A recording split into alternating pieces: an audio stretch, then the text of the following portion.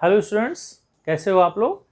आज हम लोग एक नया टॉपिक पढ़ेंगे। ये केमिकल काइनेटिक्स का टॉपिक है जिसमें एग्जाम में, कॉम्पिटिटिव एग्जाम में आर्डर ऑफ रिएक्शन की यूनिट पूछते हैं। आर्डर ऑफ रिएक्शन 0 आर्डर हो सकता है, फर्स्ट आर्डर हो सकता है, सेकंड आर्डर हो सकता है, थर्ड आर्डर हो सकता है। तो अगर हमें डायरेक्टली निकालना हो या यूनिट्स दी गई हो तो how to find the unit of order of reaction. अब अगर इसमें हम सबसे पहले रेट एक्सप्रेशन लॉ निकालें, लॉ ऑफ मास एक्शन से, तो लॉ ऑफ मास एक्शन के हिसाब से हम कह सकते हैं कि rate of reaction is directly proportional to the concentration of reactant.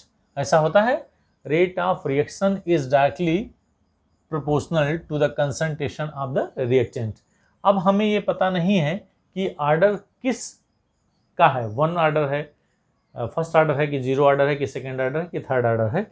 तो इस तरह से अगर हम इस इक्वेशन को, हमने इस इक्वेशन को माना है कि यह फर्स्ट आर्डर का रिएक्शन है, तो अगर हम इस फर्स्ट आर्डर के रिएक्शन को, अगर हम इसको R इजिकल टू के, मतलब ये प्रोपोर्शन का साइन हटाएंगे और concentration of A to the power n कर दें, क्या कर दें, A to the power n कर दें। इसका मतलब हो गया कि हमको पता नहीं है कि वो किस आर्डर का रिएक्शन है।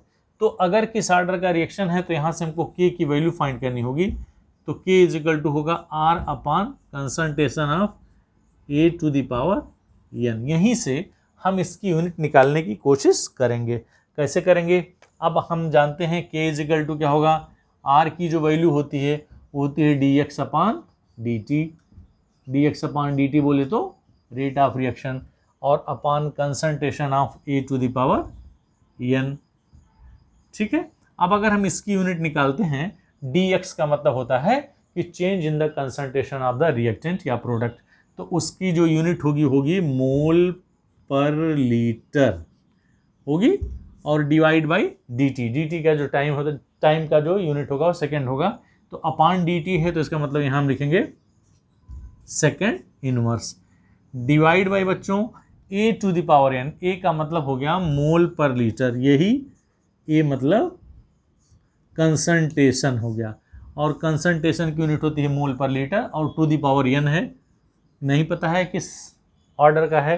अब अगर हम इसको सॉल्व करते हैं, देखिए बहुत आसानी से इसको फाइंड करेंगे। ये देखिए मोल पर लीटर ऊपर भी है, मोल पर लीटर नीचे भी है, तो ये हो गया मोल पर लीटर, ये वैल्यू ऊपर 1 थी और ये n ऊपर गया तो क्या हो गया 1 माइनस n सेकेंड इनवर्स। ठीक है, तो इस तरह से हमें जो K की यूनिट मिली वो क्या मिली, मोल per litre 1 minus n second inverse.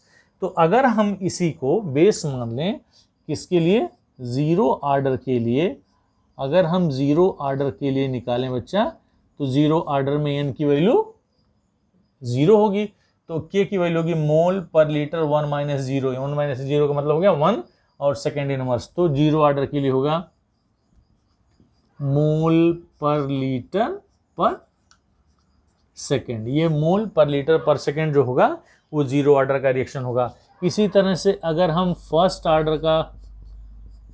Order की यूनिट निकालें तो क्या होगा, 1 माइनस 1 इजकल टू 0, यानी मोल पर लीटर पे पावर 0 हो गया, इसका मतलब 1 हो गया, केवल सेकेंड बचा, तो क्या होगा सेकेंड इनवर्स। इस तरह से हम first order, second order, third order, किसी भी आर्डर के रिएक्शंस के लिए हम उसके यूनिट, किसकी unit, units of order of reactions, हम उसकी यूनिट फाइंड कर सकते हैं। तो इस तरह से ये आप फार्मूला रट जाओ बेटा कि mole per litre 1 minus n to the power 1 minus n into second inverse, it is the unit of the order of reaction. Thank you so much for watching, and अगर आप चैनल पे नए हैं तो चैनल को subscribe करना ना भूलें। शैलेंद्र केमिस्ट्री।